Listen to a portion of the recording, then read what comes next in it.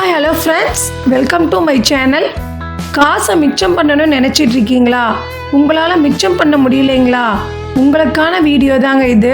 காசை மிச்சம் பண்ணுறதுக்கு ஈஸியான 5 டிப்ஸ் நான் சொல்லியிருக்கேங்க.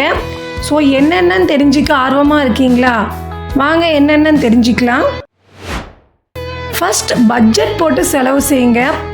நாம் பட்ஜெட் போட்டு செலவு செய்யும்போது நம்ம பணத்தை அதிக அளவு நம்ம சேமிக்க முடியுங்க. அனாவசிய செலவை குறைச்சிக்கோங்க ஃப்ரெண்ட்ஸ். அப்படி நம்ம செய்யும்போது நம்ம சேவிங்ஸ் நிறையவே பண்ண முடியும். உங்கள் பெஸ்ட் சேவிங் டிப்ஸ் என்னன்னு சொல்லி கமெண்ட் பாக்ஸில் ஷேர் பண்ணுங்கள் ஃப்ரெண்ட்ஸ். வீடியோ பார்த்துட்ருக்கவங்களுக்கு யூஸ்ஃபுல்லாக இருக்கும்.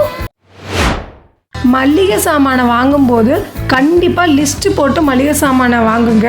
அப்படி செய்யும்போது நம்ம தேவையில்லாத மளிகை சாமானை நம்ம வாங்க மாட்டோம். அதனால் நம்ம பணத்தை மிச்சம் பிடிக்க முடியும் ஃப்ரெண்ட்ஸ். வெளியே சாப்பிட்றத கொஞ்சம் குறைச்சிக்கோங்க ஃப்ரெண்ட்ஸ். அப்படி நம்ம செய்யும்போது நம்ம உடலுக்கு நல்லது, பணத்தையும் நம்ம சேமிக்க முடியும்.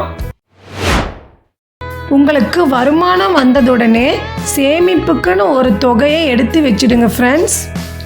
இந்த 5 டிப்ஸும் நீங்கள் ஃபாலோ பண்ணும்போது நீங்கள் ஈஸியாக காசை மிச்சம் பிடிக்கலாங்க ஃப்ரெண்ட்ஸ்.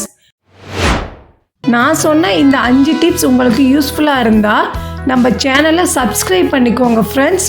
உங்கள் நண்பர்களுக்கும் ஷேர் பண்ணுங்கள் ஃப்ரெண்ட்ஸ். லைக் பண்ணுங்கள். தேங்க்ஸ் ஃபார் வாட்சிங்.